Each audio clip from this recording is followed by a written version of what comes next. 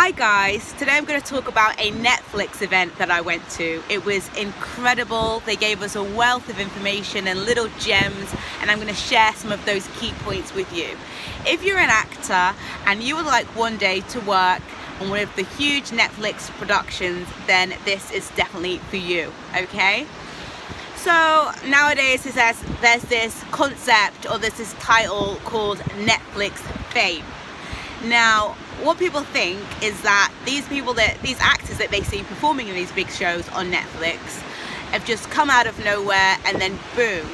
But the realities are that most of these actors have been working actors for a number of years. They've been in a lot of small roles, doing a range of different things, and you just haven't seen them yet. So they get this opportunity, they book the job, and then boom, their career takes off and they get flung into the limelight. But I do need to be clear that this is not something that happens overnight. This is years and years and years of preparation, of training, and of focus. For you to have a chance to even be, competing in this kind of arena, you need to make sure you have your mindset correct. You need to make sure that you have your training and that you are prepared. You need to have an extremely, good and professional team around you who are all working with you to get you to that place where you are good enough to compete with the other actors that will be going for this role. So in your team, you need an incredible a coach, a personal trainer, a nutritionist, a photographer, an incredible agent, an incredible manager. You need those as a baseline, as a minimum. Like, these are the people who are going to help form you into the product that you need to be, to be able to be within a chance, to be within the running. Do you know what I mean? As an actor, you need to see yourself as a business. Your body is your temple, and your body is basically what you're selling. You are the instrument. You need to be eating right, you need to be working out, you need to be doing all of your vocal exercises every single day. You need to be cold reading every single day. You need to be acting with others. You need to be playing. You need to be observing people in the community, going to different places, watching human behaviors. It helps if you're somebody who's naturally inquisitive and you naturally like to hear people's different stories, regardless of race, of class, and that you're naturally inquisitive. Then that will definitely help, because you need to be able to step into somebody's shoes, and that is no easy thing. If you only have your own kind of perspective, you need to be able to see things from a range of different perspectives.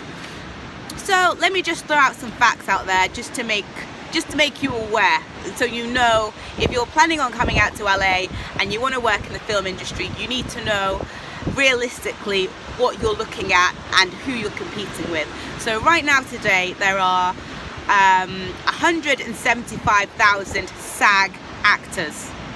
Only 5% of those make $5,000 a year. I said a year, 5% of those. So that's not even looking at the people who are SAG eligible or non-SAG. We're just looking at the SAG actors. So how are you going to be somebody within that 5% out of 175,000 people? And you don't want to be in the 5% that is only managing to make the $5,000 a year, because that means you still need a range of different side hustles and different jobs to be able to survive out here. It's a very expensive place to live. You need to be somebody who is trained, somebody who has that team of people around you that I just referred to just now, somebody that is mentally prepared. Your mindset has got to be in the right place. You cannot get distracted by anything. You need to know what your goals is. You need to have a very clear vision, and you need to know the small steps to take to get there. You need to be always running towards that goal every single day. You need to be tenacious and focused, okay? So if we look at the acting community here in LA, there are basically 3 tiers of actors. The first tier, like the biggest group of actors in LA, is called the crowd. So that consists of people who call themselves actors. They may not have had training, they may not have been in any productions, whether that be indie films, short films, commercials, promo. It largely consists of a group of people who are dreamers. They hope a lot, they have a lot of nice ideas for themselves, they hope to be lucky, they use terms like that. It is very unrealistic that you're going to land in LA and be lucky enough to book like a series regular or a co-star on a TV show just out of luck. That is like, it does happen, but that's like 1 in a million, seriously. So you need to look at working your way out of that first tier to the second tier. Now the second tier is the crowd. In the second tier, you have actors who do have training and who do know where they want to go. You have people who now have started to book roles, you know, they know who they are, they know what roles they can play, they have a very good understanding of their branding, they have a very good understanding of the industry, they're on their game. Now, if you can get into that second tier where you're competing, you know, where you're in the crowd section, then that is fantastic, because the amount of people in the crowd section is a lot less to the amount of people that are in the clutter section, which is the majority of people in LA. You know, there's a reason why people say that actors in LA are very flaky, and that's because a lot of them are in love with the idea of being an actor and all of the perks of that, but they're quite unaware of the realities, and they may not be willing to put in the hard work, dedication, and years of sacrifice that it takes to make it. So once you get into the third tier, which is the competition, then that's when it's on. The people in the competition are the people who are known, not by just people on their social media followings or in their, you know, not just popular within their social circle, but people who are known by the people who have the power in the industries, you know, by the main casting houses, the main casting directors, the main producers, like people where, you know, you can say your name anywhere in the world and they will know who you are, because you've had roles and you've been working and you've shown that you're a talented actor who can do, you know, a plethora of things. And, you know, once you're in that category, then you're on the right track. Because people who get booked on Netflix series, for example, have to be able to work with a 2-to-1 ratio shooting when on set. What I mean by that is they will film a scene twice and then that's it, done. You're on to the next scene. They will film it twice as a maximum. So that means you have to be on point, because you have to have your lines, the character down, the blocking down. Everything is going to be on point within those first 2 shoots of what you're doing, and then it's on to the next. So for example, I know somebody who, you know, was fortunate to get that far in the process. They had been through several auditions, you know, and it had not been easy, it had been very tough. They'd done the self-tapes, they'd done all of that stuff, they'd met the producers, they'd sold themselves, they'd shown that as far as auditioning was concerned, they had it 100% nailed in the bag, because auditioning is a separate skill within itself. And I do recommend that you take auditioning classes as well as the on-camera technique classes, and as well as the scene study, right? So to go back to my story, the person that I'm talking about, they'd booked a job on a Netflix series. They were very excited. They were supposed to be there for the whole week. On that day, they were a bit, you know, it's a lot of pressure, especially if it's your first time, to be, you know, under the spotlights. You've got the whole cast and crew, you've got working alongside actors that you know, that you've seen in other productions. There's a lot of pressure, you know, for you to bring it. So once or twice they might have stumbled on the lines.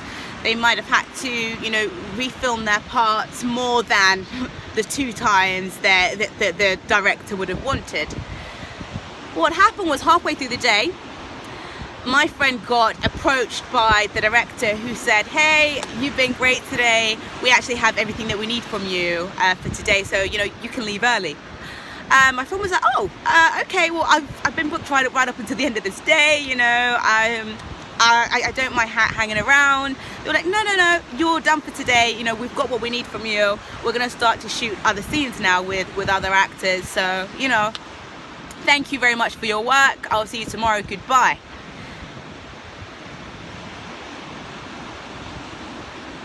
My friend had just been fired and was not even aware of it at that point. The penny had not dropped because it was done in such a polite, professional way. But what had happened is they thought, this actor needs too much work. This actor is slowing down the whole rest of the production. There is too much money resting on this. Time is money. We don't have time to keep reshooting, to keep asking you for adjustments, to keep explaining to you what we want for this character. If you're not coming prepared, very easily replaced. Like I say, there's another 75,000 people, who can replace you. So you do need to be on point. Another thing that you will need is your momentum. So do come with a game plan. Do come with a career plan. Do know exactly what you want, exactly what you're working towards, short term and long term, and do stick with that.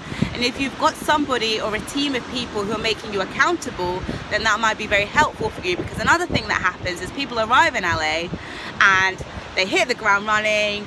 They're passionate, they're determined, they're hardworking, they're going for it, they're going to all of the networking events, they're going to classes, they're meeting with different people, and then after 6 months, things start slowing down. They start